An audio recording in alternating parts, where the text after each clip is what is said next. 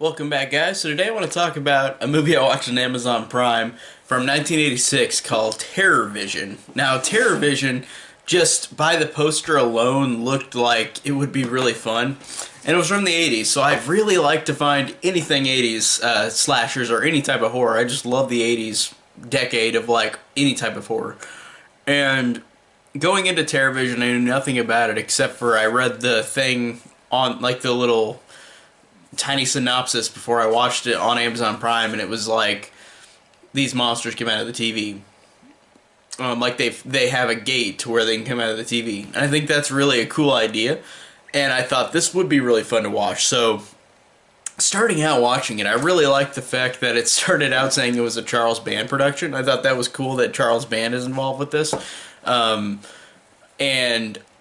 I like how it opens with this awesome '80s score that sounded like a TV show theme song. Like you could make this into a TV show with the song called Terrorvision, and it's a really catchy song. Like I was humming the song last night whenever I finished watching it after it was over because it was that catchy.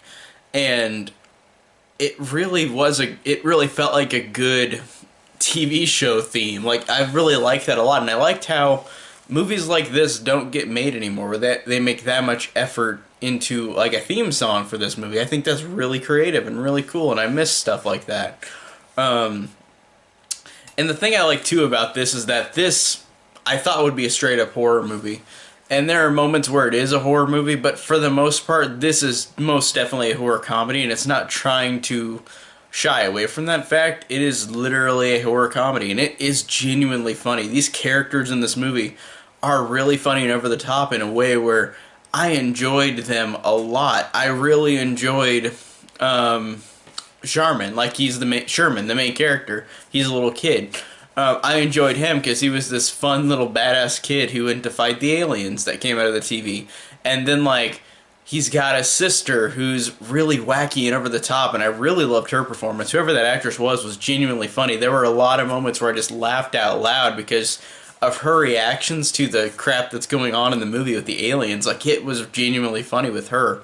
And then also there's this pervy grandfather who, they're both watching, this TV show marathon, kind of like, the equivalent of what we have in real life. I forgot what her name is. Is it Elvira? The equivalent of the woman who does the TV movie marathons, and she's got her breast out.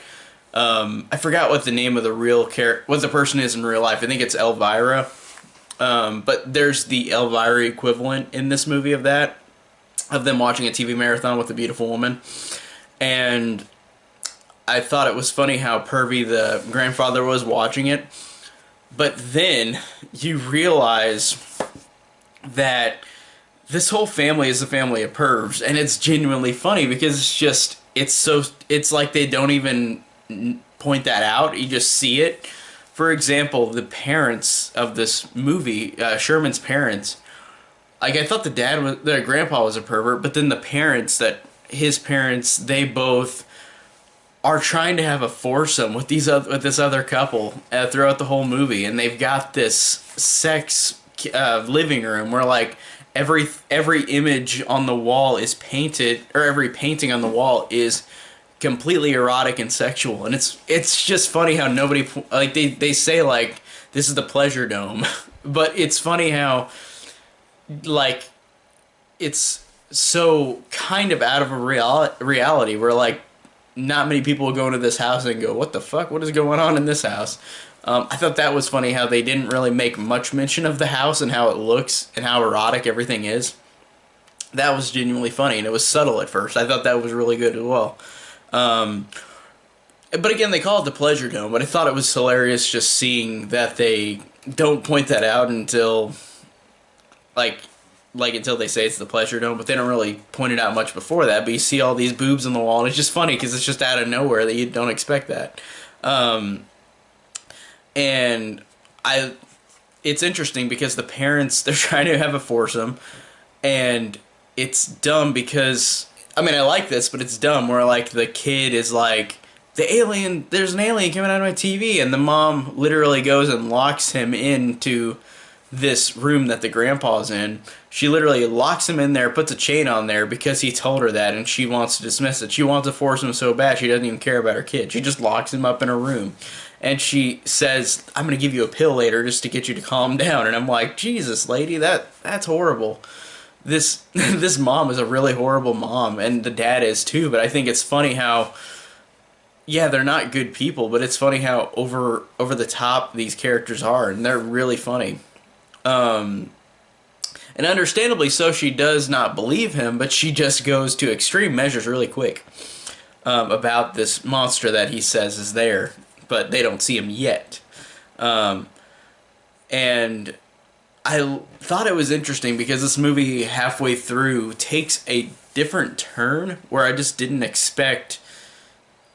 Like, I didn't understand why they went this way, but I did like it. But it was just a different, interesting turn where, like, halfway through, you're just like, oh, it's supposed to be this thing, and then it goes to this other part. Like, it changes kind of tone. I don't want to say tonally because it's a horror comedy all the way through, but it does something to where it changes, and it's just kind of odd, but it's odd in an enjoyable way where I didn't dislike what the turn was, and it's not even like a giant turn. Like, I could see it happening in the movie, but it's just a different turn halfway through. But I really did enjoy this overall. I enjoyed the over-the-topness of these characters. I enjoyed the humor. I really enjoyed the effects, too, on the aliens. The alien effects were really well done. Because whenever you see the alien, it really works very well. Like, in terms of how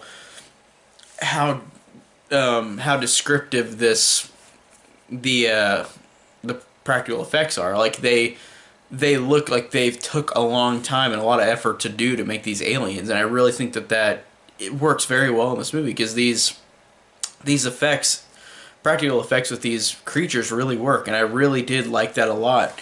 And like I said, with the characters, they are really funny, really over the top. They are ridiculous, and I really like that about this movie. They were really so funny, and it's one of those things where sometimes over the top doesn't work for me. Sometimes it does, and in this case, it worked very well, so I'm so glad for that. And I'm just so glad that I watched this, because it really was genuinely entertaining and really funny throughout, and I really love the hell out of it. So, if you haven't seen this, go check it out. I really, really recommend it. I think it was an awesome set, and it was really fun. And if you have seen Terrorvision, tell me down below what you think of this movie, and thank you guys so much for watching.